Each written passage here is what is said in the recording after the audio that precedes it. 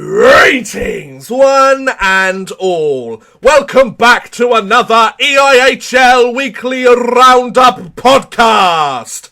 Now, before you say it, yes, it has been a little bit of a while since I last did one of these podcasts, but I'm back this week and I'm better than ever with another podcast, as I actually had time to write a script of everything that's happened over the week this week, since I took the day off last Friday because I pulled my back out and I couldn't get out of bed very easily. So I had the time to do it. Hooray for injuries, giving me more time to write scripts. Hooray! So we are back here again to do another podcast after almost a month away, regardless of the circumstance. Regardless of why I've got this script, regardless of my health, let's do another podcast, folks. Let's get back into the swing of this and hopefully have ourselves an awesome podcast for you lucky folks to watch. And we shall start, of course, with the comments of the week. This is where I look at the comments from the previous podcast that I put up and look at some of them that asked me questions about the league itself, any comments made about the last podcast, any of the topics that I brought up, or just some funny comments for me to read. Now, I know these were made like a month ago, but there are still some pretty interesting comments here, so I'm going to go through some anyway. And the first is by El Brahma 2002, who asks, who do you think will win the league, Challenge Cup and playoffs? Now, I think this is a really good question to start with, actually, because a month has passed since El Brahma asked this question, and a lot has changed in terms of the league standings and the Challenge Cup standings and things like that. So, in terms of who I think is going to win the league, the Nottingham Panthers. They're doing very well at the moment. We'll look at the league standings later. They are doing very well for themselves, and rightly so. They've got a solid team. The Challenge Cup, the Sheffield Steelers. I think the Steelers are going to win the cup, partially because of the new choose-your-own quarter-final opponent. They've made it quite easy for themselves. The chairman of the league, also owner of the Sheffield Steelers, has made it very easy for the Steelers to progress quite nicely, and I think they'll win back-to-back Challenge Cups. And the playoffs, I think the Nottingham Panthers will win that again. I don't think there's going to be the sweep of trophies for the Nottingham Panthers this year. I do think, though, that the Panthers and the Steelers are going to win all of the hardware this year. Panthers going for the league and the playoffs, with the Steelers going the Challenge Cup. That's my choice. You may disagree. The standings don't lie, folks. Then we have a comment by Sam George, who says, or asks, I should add, what's your opinion on Milton Keynes this year? I reckon that if they stop their recent skid, which was a month ago, so this is a bit out of date, this bit, they could easily make the playoffs. Keep in mind that they were unbeaten at home from the 28th of January 2017 to the 4th of November 2017, having won 16 in a row at home just this season. So, yeah, that's pretty good. What do I think about the Milton Keynes Lightning? I think they could make the playoffs. Yeah. I think they could make the playoffs. I think the Scottish teams have played like shit this year, so I'm not expecting any Scottish team other than Fife to make the playoffs. Fife have done quite well this year, and I could see them making the playoffs. But any other Scottish teams, no. And because there's 12 teams in the league, that immediately brings it down to 9. So then one other team wouldn't be able to make the playoffs, and I don't think Milton Keynes is going to be that team. So yeah, I think Milton Keynes could make the playoffs this year. I think they'll make the playoffs and get eliminated in the first round, but I think they'll make the playoffs nonetheless.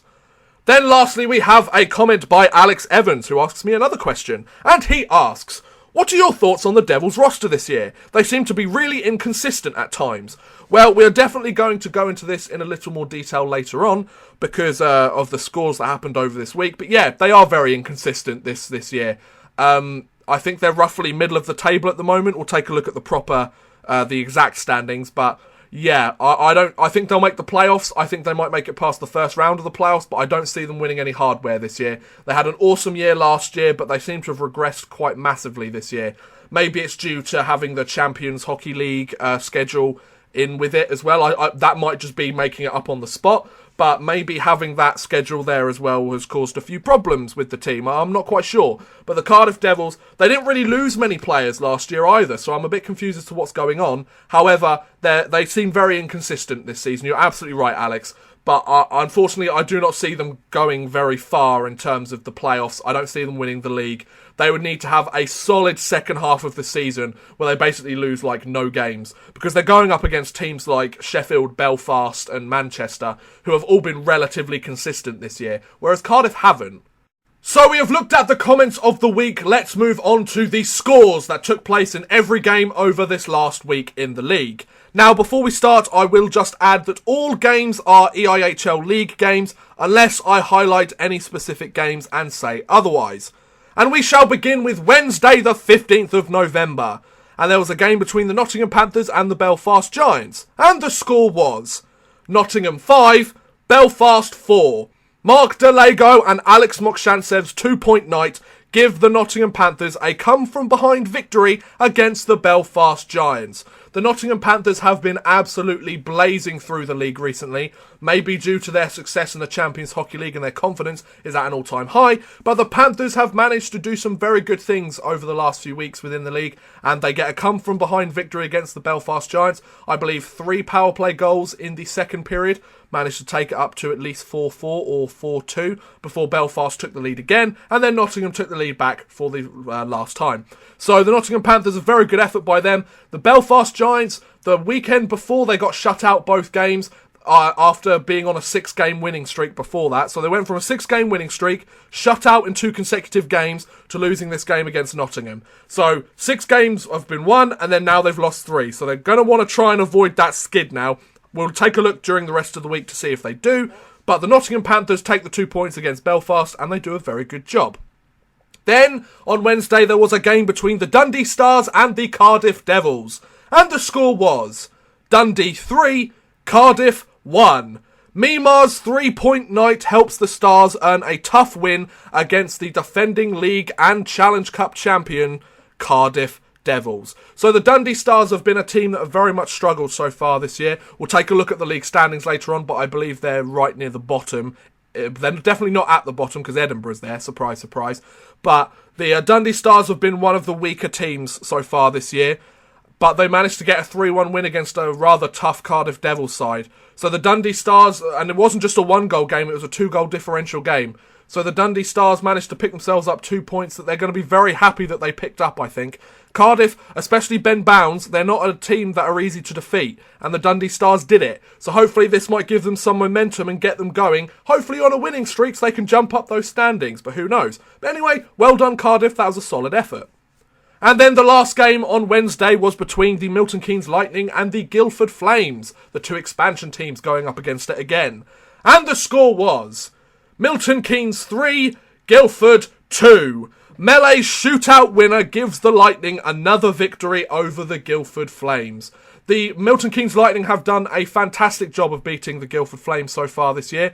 I believe they have won every single matchup that they've had against this team so far this year. So the Milton Keynes Lightning, it went to a shootout, so Guildford get a point out of it. But the Milton Keynes Lightning, they come away with 2 points again, which they'll really want in order to keep themselves climbing up those standings. They've been a very much 500 team at the moment, the Milton Keynes Lightning. So they're kind of wanting a bit more success and a bit more of a winning streak to happen in order for them to jump up the standings and stay within a playoff spot. So the Lightning get it, Guildford hard luck, but the Guildford Flames are managing to find a way. If they don't win, they'll usually try and pick up 1 point, which is a very good way to have it. I'd rather lose in overtime than in regulation, especially during the season where you actually get points for losing in overtime or something like that. So hard luck Guildford, but you did get yourself a point. Then there were some games on Saturday the 18th of November, and the only Challenge Cup game of the weekend took place between the Coventry Blaze and the Guildford Flames, with the score being Coventry 5, Guildford 2. Pietrus's hat-trick gives the Blaze some dignity back in the Challenge Cup group stage with the win over the Guildford Flames. I mean, the Challenge Cup games now is just going to be a case of which teams are going to be placed where, because the teams that are going into the Challenge Cup next round, the playoffs, have already been decided, and Coventry aren't one of those teams. So it's very much just trying to pick up some points and go, yeah, we weren't completely atrocious. They're trying to gain a bit of dignity back, and I think they've done that with a 5-2 victory against Guildford. Guildford didn't need the win whatsoever. They're through to the next round of the Challenge Cup. So it was kind of like a non-game, if you know what I mean. The only people that had anything to gain from this were Coventry, I think, because they're a team that wanted to get some points and show that they were competitive within the group when they really weren't. But the Guildford Flames, I mean, I don't know what their lineup looked like for this game, but they could have just iced out a load of rookie players, because at the end of the day, this game didn't mean anything in terms of the Challenge Cup standings. So Hard luck, Guildford, but, I mean, you're probably not going to cry yourself to sleep about this one, and I wouldn't if I were you. Well done, Coventry. Pietrus gets a hat-trick. That's pretty decent, but the Coventry Blaze, you're not going through to the next round of the Challenge Cup. Maybe if you did this earlier, you would have done all right. Then there was a game, these are all league games now once again, there was a league game between the Braehead Clan and the Dundee Stars, and the score was Braehead 3, Dundee 2. Mbuck's 2-point night gives the Clan a win as the Stars drop their second game of the week. So the Dundee Stars are currently going 1-for-1 over this week where we're at in terms of talking about these games. And the Braehead Clan managed to pick themselves up a win. Braehead Clan, a very up and down team as well at the moment in the league. They still haven't decided what sort of team they want to be. Teams like Nottingham and Sheffield and Manchester, they've decided they want to be winners. The Braehead Clan haven't decided whether they want to win or lose. They still haven't figured that out. And I have a feeling they're not going to figure that out until the results have already shown them that they're either a winner or a loser. So this is going to be very interesting to see how the Braehead Clan keep going this season. Will they actually pick up some wins? Will they stay a roughly 500 team, which they are already? Or will they manage to do really well and go on a winning streak and maybe come second or third in the league? Who knows? We'll find out, I guess. But hard luck, Dundee. You managed to win one game against... You managed to beat Cardiff, but you can't beat Braehead? Guys, what is going on? Then, penultimately, on Saturday, the 18th of November, there was a game between the Manchester Storm and the Edinburgh Capitals. And the score was Manchester 7, Edinburgh 1. Hammond and Becker's 3-point night give the Manchester Storm an easy win as they steamroll over the struggling Edinburgh Capitals. Surprise, surprise, the Edinburgh Capitals lost another game. Is anyone, including the Edinburgh fans and players, really surprised that they lost another game? The Edinburgh Capitals, they're at the point now where seeing them win a game is good news. Like, seeing any team win a game is good news anyway, but seeing the Edinburgh Capitals win a game is kind of like they've won the Stanley Cup, for God's sake. I think they've only won 2 in the league at the moment, so I think they've played about 16 games, they're going 2-14. Like, Edinburgh are really not having a very good time, and I remember a couple of podcasts ago talking about whether Edinburgh are going to stay in this league for much longer. If they keep going this way, I can only imagine that they're making losses in terms of their profit margin every single season, because I don't think many people go and watch their games because they keep losing. Nobody wants to go and watch a team that loses all the time, except the hardcore fans. But those hardcore fans are used to watching Edinburgh lose because they've done it for the last few seasons. But Manchester, I mean, a team that you expect to steamroll past the Edinburgh Capitals, they stick straight to the script, which is very smart of them. So a 7-1 victory for Manchester, 3-point night for a couple of the Manchester players. Well done, Manchester, get yourself another 2 points. And then lastly, on Saturday, the 18th of November, there was a game between the Fife Flyers and the Cardiff Devils, with the score being Fife 8, Cardiff 6. An incredible third period comeback, including 4 goals by Gauthier, gives the Fife Flyers the win over the Cardiff Devils, who have now lost both of their games this week so far. What a game. What a game for the Fife Flyers in this. They were down like 4-1 or 4-2 or 5-2 or something like that. And they scored 4 goals in the third period. 3 of them came from Gauthier. Gauthier scored one, I believe, in either the first or the second period as well, to have 4 goals on the night. But the Fife Flyers, they stole 2 points from Cardiff. They gave Cardiff the 2 points and then took it right from them, stuck their middle finger up at them, punched them in the face and drove off, you know. The Fife Flyers, what an impressive comeback. Like, that's really good, especially against a team like the Cardiff Devils. Sure, the Cardiff Devils have been very inconsistent this year so far. They haven't really found their rhythm this year. But the Fife Flyers, you've got to be able to take advantage of that. The Fife Flyers did that. Sure, they were very much in a hole at the moment. Or they spent most of the game in a hole against this team. But that doesn't mean they didn't find that fight back to win the game. Because that's exactly what they did, and that's evidenced by them scoring 8 goals on the Cardiff Devils. So well done, Fife. Hard luck, Cardiff. You need to kind of win a few more games if you want to try and win that league title again. And then we move on to Sunday the 19th of November, where the last 5 games of the week were played. And the first was between the Nottingham Panthers and the Cardiff Devils. And the score was Nottingham 7... Cardiff 4.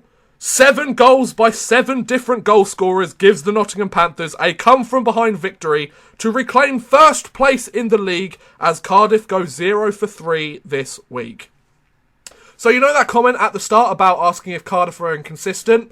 Yep, they're incredibly inconsistent. They've lost 3 straight games this week. All of their games they lost this week, and in the last 2 games they had 15 goals scored against them. They scored 10, so that's not too bad, but an 8-goal game against and a 7-goal game against. That's just not good enough for the defending League and Challenge Cup champions, I must admit. Ben Bounds is a solid goaltender, but if he was playing in those 2 games, what on earth happened, Ben Bounds? That's not good enough. I mean, the Nottingham Panthers, they won all of their games. Well, they won 2 of 2 this week, and as I said, they're playing very well at the moment. They've very much got very high confidence, and they're just playing fantastically as a team. So, the Nottingham Panthers, you need to make sure you lock down the Panthers. The Cardiff Devils did. They were 2-0 up, and then I think they went 3-2 up after the second. However, 4 more goals from the Nottingham Panthers decided to sort that out for him. So, the Panthers did a very good job there. I mean, of course, I'm always going to be biased towards the Nottingham Panthers. I try not to be too much, but the Panthers did a very good job. On the flip side, the Cardiff Devils, they didn't do such a good job. So hard luck, Cardiff. You need to sort yourselves out for next week. But well done, Nottingham. Keep it up. You're top of the league. Then there was a game between the Belfast Giants and the Manchester Storm. And the score was Belfast 9, Manchester 3. Saviano's 4-goal night gives the Belfast Giants a huge win over the Storm as both teams split their games over this last weekend. So both teams go 1-for-1 this last week, a win and a loss for each of them. 9 goals for the Belfast Giants on the Manchester Storm. Wow! I mean, I thought Cardiff's week was bad. Well, Cardiff's week was really bad in comparison. But 9 goals against for the Manchester Storm. Sure, they got 3 on the board, but they got 2/3 more goals put up by their opposing team. And the Belfast Giants, that's a fantastic way to bounce back. A 6-game winning streak, shut out in 2 games, lose to Nottingham, beat the Manchester Storm, and stop them from staying at the top of the league as well. So, from a Nottingham fan, thank you, Belfast. I really appreciate that. You gave us a win and beat the Manchester Storm, so we're top of the league. I very much like that. But the Belfast Giants managed to get the victory, and it's a very hard-earned and well-deserved victory if you put up 9 goals against a goaltender. Then there was a game between the Braehead Clan and the Milton Keynes Lightning. And the score was Braehead 1, Milton Keynes 0. Schofield's lone goal and Russell's first career Elite League shutout gives the Braehead Clan their 2nd win of the weekend as the Lightning split their games with 1 win and 1 loss. So the Braehead Clan, they might start deciding what team they want to be. But judging by previous experience in this season so far, the Braehead Clan, they'll win both the games this weekend, then they'll drop the next 3. That's exactly how Braehead are playing this season at the moment. But give them credit, they won the game 1-0. It was a very strong defensive effort. It was a very defensive game between these 2 teams. 1 goal allowed overall. That's not a very hockey game sort of match, you know. But first career Elite League shutout. Congratulations to Russell on a brilliant shutout there. The offense wasn't really going in this game. It was either a case of the defense was absolutely shutting everything down except that 1 goal, or the offense just wasn't finding any sort of rhythm for either team in this game. Because if only 1 goal is scored, you know that's a very close affair. But at least there can't be draws in this league, unlike football, which is why football's boring. But anyway, well done Braehead. Hard luck Milton Keynes. You did get a win this weekend though, so don't cry too much. Then penultimately, we had a game between the Edinburgh Capitals and the Coventry Blaze.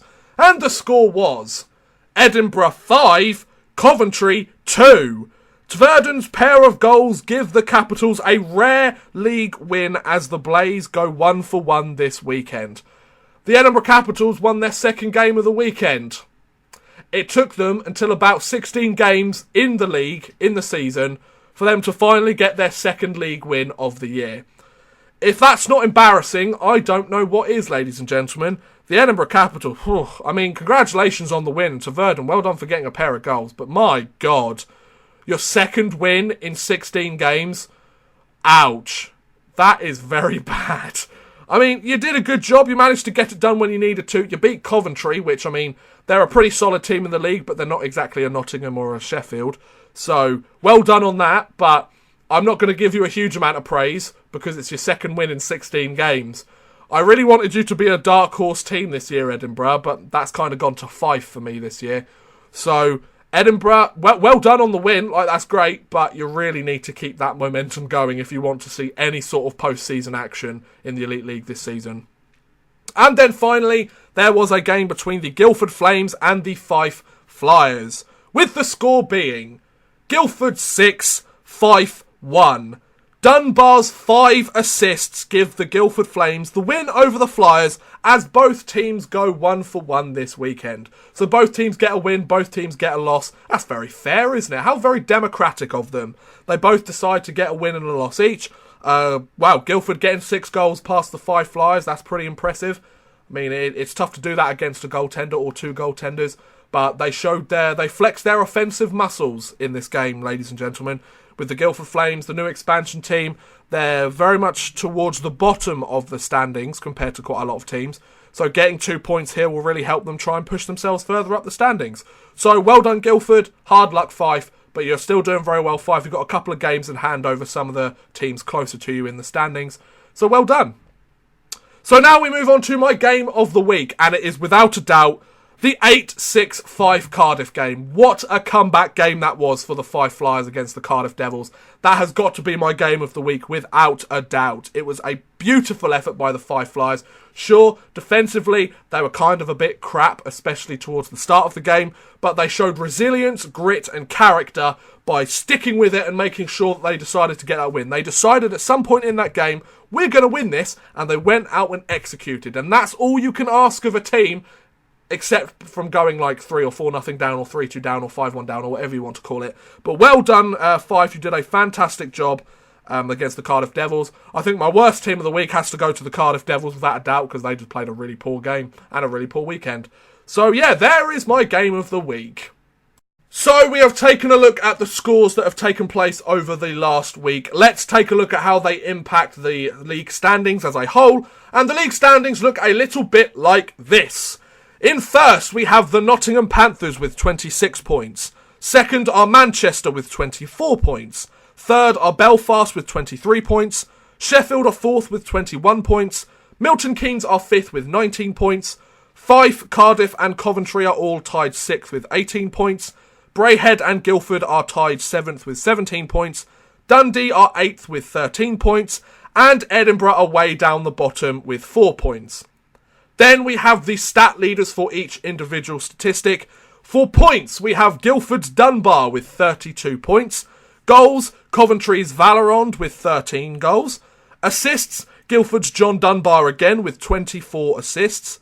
Penalty minutes, Belfast's Goulikos with 105. Then the goaltender stats. In wins, we have Manchester's Clement with 11. Losses, Edinburgh's Pavel Shagalo with 12. Goals against average, Sheffield's Irvin's Musnikov with 2.24. And save percentage, once again, is Sheffield's Irvin's Musnikov with 0.923. So now we have looked at all of the stats throughout the teams and the individual players. Let's move on to the latest news that has happened over the last week in the Elite Ice Hockey League. And we shall of course start with the Department of Player Safety. Now the new and improved DOPS, watch my video about it from earlier this week, decided to make rulings on 2 incidents over the previous week. The first incident in question took place on Sunday the 12th of November and concerned Guildford Flames player Michael Lidhammer, who was assessed a 5+ game penalty for checking from behind in the Flames game against the Braehead clan. After a well-explained decision by the DOPS, check it out on the EIHL's website, it's very interesting to see how they came to their decision. Lidhammer was suspended for 2 games from the Guildford Flames, which was carried out on the 15th and 18th of November. So he's clear now, he's going into this weekend coming up, ready to play some games for Guildford. And then also, the other incident the DOPS reviewed was a 5+ game penalty for cross-checking by Milton Keynes Lightning player Matt Nickerson during the Lightning's game against the Guildford Flames on the 15th of November. The DOPS have suspended Nickerson for 1 game due to the incident, which he served on the 19th of November against the Braehead clan.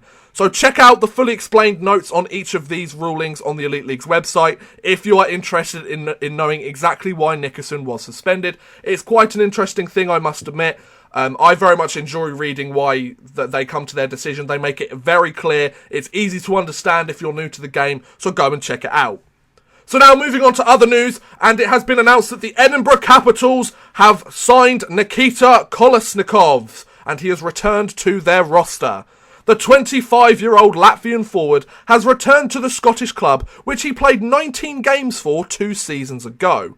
Kolesnikov started this season in Canada, where he played just over a year, and had 3 goals in 56 games, but returned to the Capitals as he wanted a new challenge, which the last place Edinburgh team surely have ahead of them as the season continues and the losses mount. I'm not really sure what I think about this signing, folks, I must admit, if I'm honest. Edinburgh have finished near the bottom, if not dead last in the league for the last few seasons, and Kolesnikov has somewhat been a part of that team's failure 2 seasons ago. Sure, you can have good players on bad teams, take Clayton Keller on the Arizona Coyotes roster at the moment, for example, but I'm still trying to figure out if Kolesnikov fits under that category, or if he was part of the defensive problem when he was there. I don't know. Most of the time, I think the signings in the Elite Ice Hockey League are good, especially when they bring people over from overseas, but this one I'm a little bit sceptical about. I want to see how he does in the first few games that he plays with the Capitals, and if Edinburgh gain or wins, if they gain a win or if they gain some momentum over the next few weeks, to determine if this was a smart move or a mistake. But at any rate, welcome back to the league, Kolesnikov. You really do have a challenge ahead of you. You wanted a challenge? Try and take last place Edinburgh into a playoff spot. There's a challenge for you. Then next, Cardiff Devils forward Craig Moore has been sidelined indefinitely by the team due to a lower body injury. The 22-year-old was injured in the Devils game against the Belfast Giants on the 11th of November, with surgery being a potential requirement in order to sort out the problem. Moore joined Cardiff from the Dundee Stars this off-season and has played in 11 league games, 6 Challenge Cup games and all 6 Champions Hockey League games for the team. This sort of thing is such a shame for such a young player who seems to be improving with every game he plays in the league, but when you play a contact sport, injuries are bound to happen and they are a part of the game. The only problem is, does something like this have a small or large impact on Moore's development as a player? Missing half of a season can set a young kid back a noticeable way, to the point where it's a difference maker between them making the lineup every night or being a regular healthy scratch. So let's hope that this injury doesn't cause him too much damage in the long run. But away from that, if you are watching this, Craig, which I doubt you are, but I'll say it anyway, I wish you the best of luck with the recovery and hope you return back twice as strong when you eventually do get back on the ice for the Devils. Then, the Guildford Flames have announced that Jeff Walker has been added to their roster. The 29-year-old Canadian forward had spent the start of this season with the ECHL's Indy Fuel, notching 6 points in 6 games, but decided to return to the Elite Ice Hockey League with the Guildford Flames. Walker is best known in the Elite Ice Hockey League for his 15-game stint with the Sheffield Steelers last season, where he helped the Yorkshire side to a playoff championship. Now, I think this is a great signing for the Flames, as Walker has proven himself before as a player that can step into a lineup later on in the season and help turn the tide in his team's favour. And as Guildford are a team on the outskirts of a playoff spot, battling for the final place, a guy like Walker being injected into the lineup, with the skill and the ability that he has, should help the Flames for the second half of this season in order to get them into the playoffs. The Flames seem like a team who have only gotten better as the season have gone on. I mean, whether it's winning 2 points instead of 1 consistently now, which they did at the start of the season, or by bringing in stronger, higher caliber players and removing the players either not getting ice time or not producing, the Flames have done a stellar job of adapting on the fly to keep their team in contention in this league. So good job, Guildford. You have my praise and appreciation for what you've been doing so far this season. Not that that's worth much to most people, but you've got it anyway. I just think it's really impressive that the Guildford Flames have managed to sort of trim the fat on their roster as they've gone on and bring in players that are very solid guys. Like a guy like Jeff Walker, he's a pretty high caliber player within the Elite Ice Hockey League. So that's a really good pickup by Guildford, and I'm quite impressed with what they've done. Also, Belfast Giants forward Matt Bissonnette has left the team due to personal reasons. The 25-year-old Canadian had played 10 games for the Belfast Giants after moving to the team from the Manchester Storm during this last off-season, and had a goal and an assist during his time in Belfast.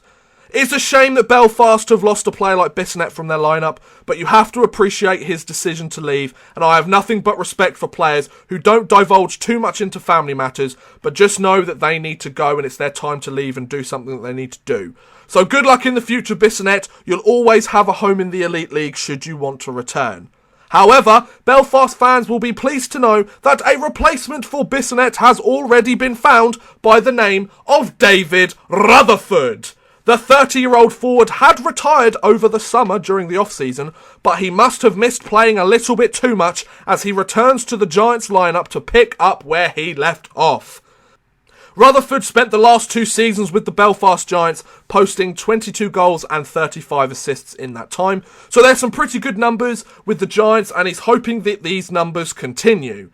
Now, I must admit, this is a smart signing by the Belfast Giants to bring back someone who has had success with the team and who knows the Belfast system, along with adding someone who the fans will recognise. So good job in replacing Bissonnette in less than a week, Belfast. You've done a very good job you lost a pretty decent player in Matt Bissonnette and you bring back Rutherford to come and play for the team. He knows what's going on in Belfast. He knows what Belfast wants. He knows the system. He knows the fans. He knows the place. He should be able to adjust really well and get back to scoring goals, which he seems to have done quite well, or at least getting points within the Elite Ice Hockey League. Now, penultimately, this is a really positive feel-good story, which shows the world isn't just a place of violence and hatred. The Cardiff Devils have announced their partnership with the LGBT Sport Cymru organisation, or Cymru. I don't know how to speak Welsh, I'm a Brit. This is due to the success of the Devils' You Can Play project last season, which received praise from across the hockey world. The club also announced that their November 26th game against the Belfast Giants will be LGBT Pride Night at Ice Arena, Wales.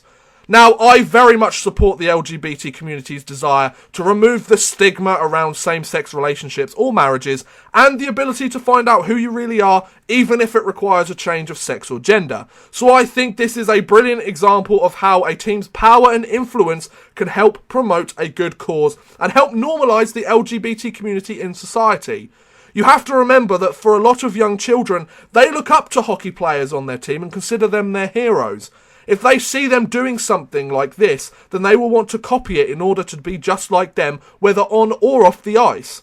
So by getting the team and the players promoting the LGBT community and saying that it is okay and there is nothing wrong with fitting into that community, the next generation will grow up around their heroes telling them that it's okay, and they will be a lot more accepting of the idea, as it will be seen as normal in society. Which at the end of the day is one of the main things the LGBT community want, I think.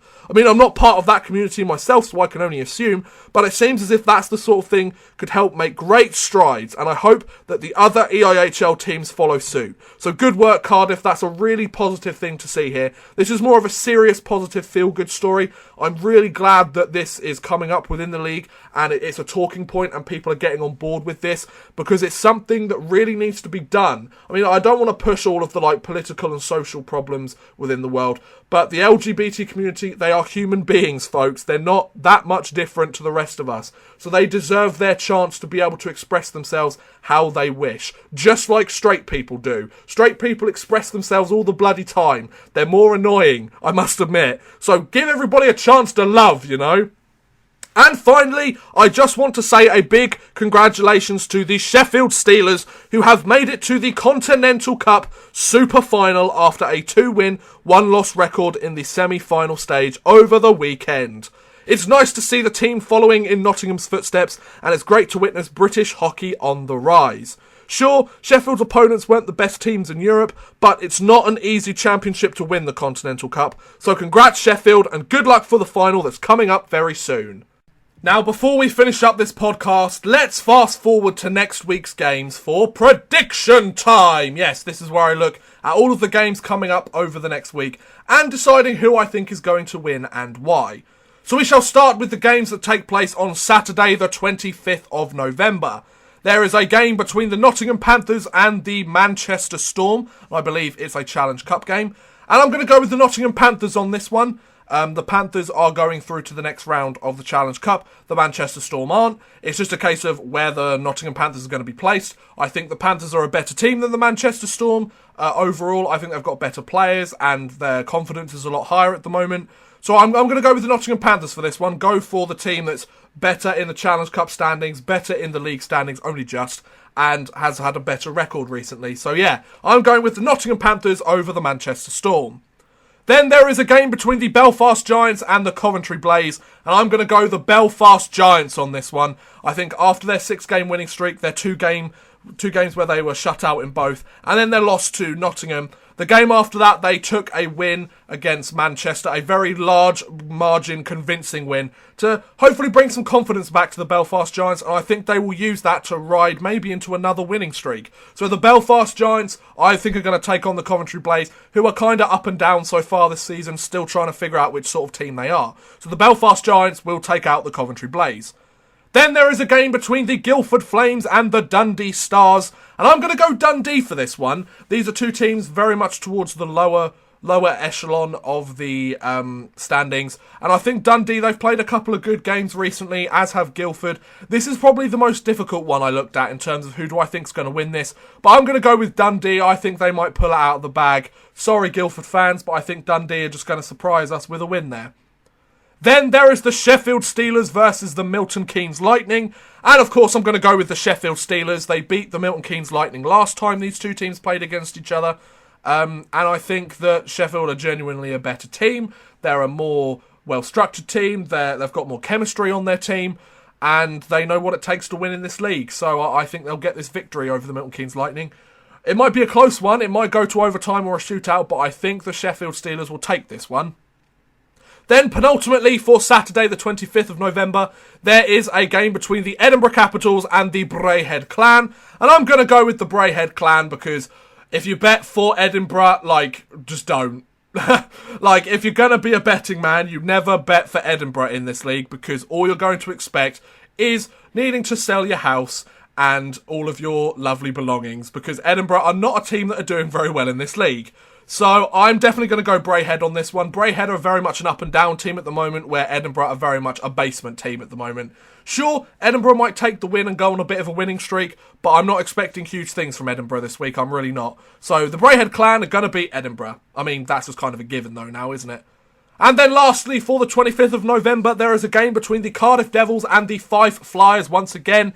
And I'm going to go for the Fife Flyers again. I think their comeback 8-6 victory might get into the Cardiff Devils' head a little bit and mess with their mentality and their morale. So I'm going to go with the Fife Flyers on that one. I think they're a dark horse team this year. I really think they are. So let's see how the Flyers do against the Cardiff Devils. But I'm going to go with Fife against Cardiff. And then there is Sunday the 26th of November, which are the last games of the week.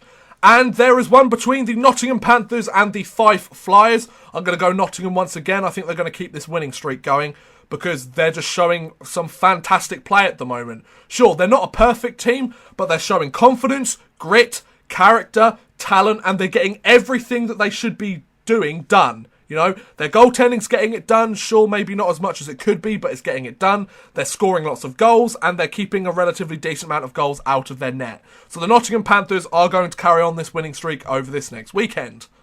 Then there is a game between the Sheffield Steelers and the Coventry Blaze. I'm going to go the Sheffield Steelers. I think the Coventry Blaze are going to go 0-2 over this next weekend, and the Sheffield Steelers are going to go 2-0 over this next weekend. I think they're going to get the win against Coventry because pretty much the same sort of reasons as Nottingham. Good team, better team than their opponent, better chemistry, better talent, and they know what they're doing. And they're coming off this Continental Cup final appearance that they're going to be going to soon. So their confidence is going to be sky high right now. They could potentially go to the Champions Hockey League next year because if they win the Continental Cup, that's your reward essentially, and a cup of course. But yeah, I'm going to go with the Sheffield Steelers, better team. Then there is a game between the Cardiff Devils and the Belfast Giants, and I'm going to go the Belfast Giants. I think this is going to be an example of Belfast streaking back upwards and Belfast carrying on to slide downwards. I think the Belfast Giants, they're bouncing back from their 3-game losing streak. I think they'll continue to do so, whereas Cardiff, they could go to a 5-game losing streak, judging by how well they've played recently. They just haven't got it done. In most games, scoring 6 goals would be alright, but not if your opponent scores 7 or 8. So I think Belfast, they've got a pretty solid team there, as do Cardiff. I think Ben Bounds will be the big question mark over this next weekend. If he is on top form, then the Cardiff Devils might be able to sneak a few victories in there. If he's not, then they could be on a 5-game losing streak. But I'm going to go with the Belfast Giants for this one. I do think they're going to win that game. Then penultimately, there is a game between the Dundee Stars and the Edinburgh Capitals, and it's going to be Dundee. I think they could go 2-0 this weekend, because Edinburgh, that's why. And then lastly, we have the Guildford Flames against the Milton Keynes Lightning again, and I'm going to go Milton Keynes on this one because the stats don't lie. Milton Keynes have won every single matchup against the Guildford Flames so far this season. I don't expect that to change very much. So Milton Keynes are going to beat Guildford. Might go to a shootout again. Guildford might get another point. I mean, they've been doing it all season, so what do you expect? And then, before we finish up, my one to watch this next weekend is going to be the Edinburgh and Braehead game, I think. Let's give some love to some of the basement dwellers in this league, some of the Scottish teams. We usually go for some of the bigger, more highly anticipated matchups. Let's shine a light on a game that's probably not going to get much coverage, probably not going to be that exciting, probably going to see Braehead winning against Edinburgh again, but there you go. So Edinburgh against Braehead are my one to watch this week. And there you go. That was my EIHL Weekly Roundup Podcast for the 20th of November, 2017. What did you think about this week's events? Do you want to be in the next comments of the week? Let me know in the comments below. I'd love to hear what you guys think. But thank you very much for watching, guys. I hope you have enjoyed. Please feel free to like, subscribe, share, or watch some of my other videos. Thank you very much for watching, and goodbye.